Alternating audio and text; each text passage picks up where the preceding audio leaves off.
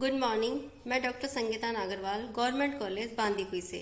आज मैं चर्चा करूंगी मोहम्मद गौरी के भारत आक्रमणों के बारे में। मोहम्मद गौरी के भारत आक्रमण के बारे में जानने से पहले हम ये जान लें कि गौरों का उत्कर्ष या गौर वंश का उत्कर्ष कहाँ का कैसे हुआ, ये जाति कहाँ से आई। माना जाता है कि तुर्कों की एक शाखा थी जो सनसनी वंश के नाम से प्रसिद्ध थी।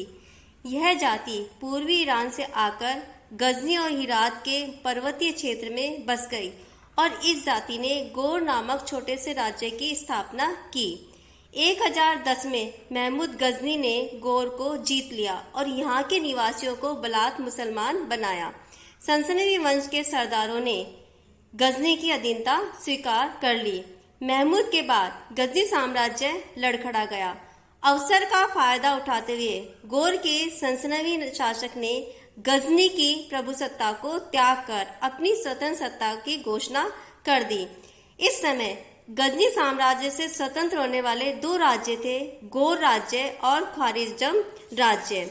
गजनी में इस समय अंतिम शासक बहराम शाह का शासन था और गौर में कुतुबुद्दीन का शासन था।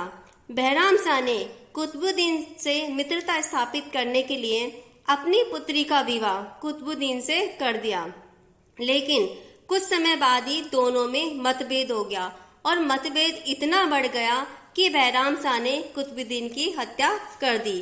कुतुबुद्दीन के बाद गौर साम्राज्य सैफुद्दीन के हाथों में चला गया, जो कुतुबुद्दीन का भाई था।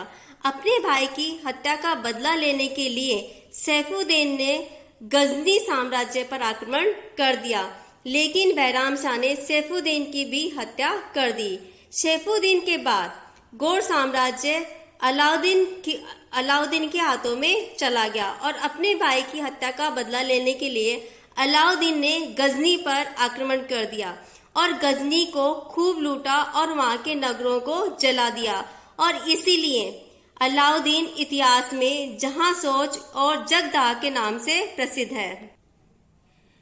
अलाउद्दीन से डरकर बहराम शाह भारत के गजनी राज्य की ओर भाग गया।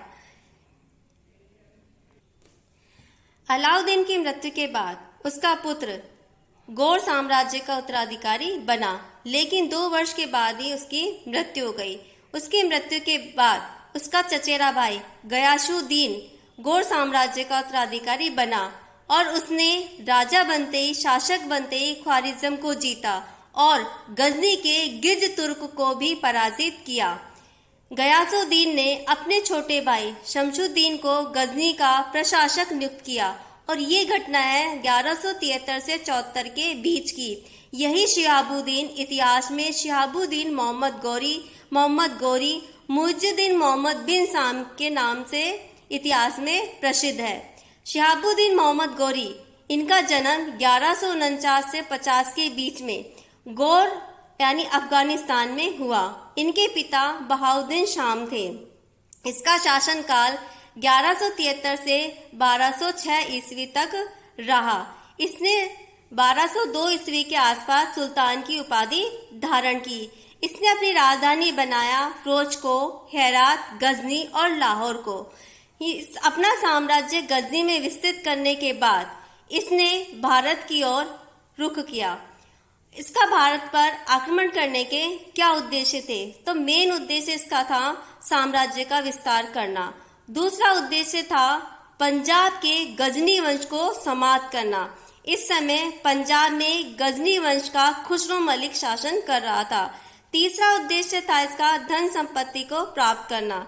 चौथा उद्देश्य धर्म का प्रचार करना, इस्लाम धर्म का प्रचार करना। और 5वां इस्लामी जगत में अपनी प्रतिष्ठा को कायम करना।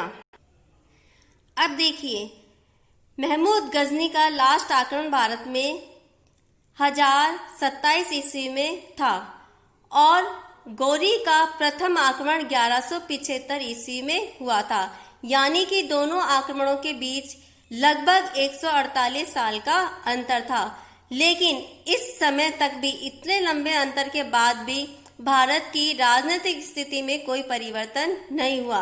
भारत अभी भी छोटे छोटे राज्यों में बटा हुआ था। यहाँ राजनीतिक एकता नहीं थी। इस समय भारत में गुजरात में मूलराज द्वितीय का शासन था। कन्नौज में गैडवाल शासक जैतन राज्य कर रहा था। अजमेर में चौहान वंशी सोमेश्वर का शासन था और दिल्ली में तोमर वंशी अनंगपाल का शासन था। बुंदेलखंड में परमर्दी देव चालुक्य का शासन था और दूसरी तरफ यहाँ पर 3 मुस्लिम राज्य भी शासन कर रहे थे। मुल्तान में करमार्थी शियाओं का शासन था, सिंध में सुम्र जाति का और पंजाब में गजनवी वंश का शासन था। यानी कि इस समय भी भारत की राजनीतिक स्थिति सही नहीं थी। भारत छोटे छोटे टुकड़ों में बटा हुआ था। अब इस स्थिति का फायदा गौरी ने कैसे उठाया, इसकी चर्चा हम अगले वीडियो में करेंगे। Thank you.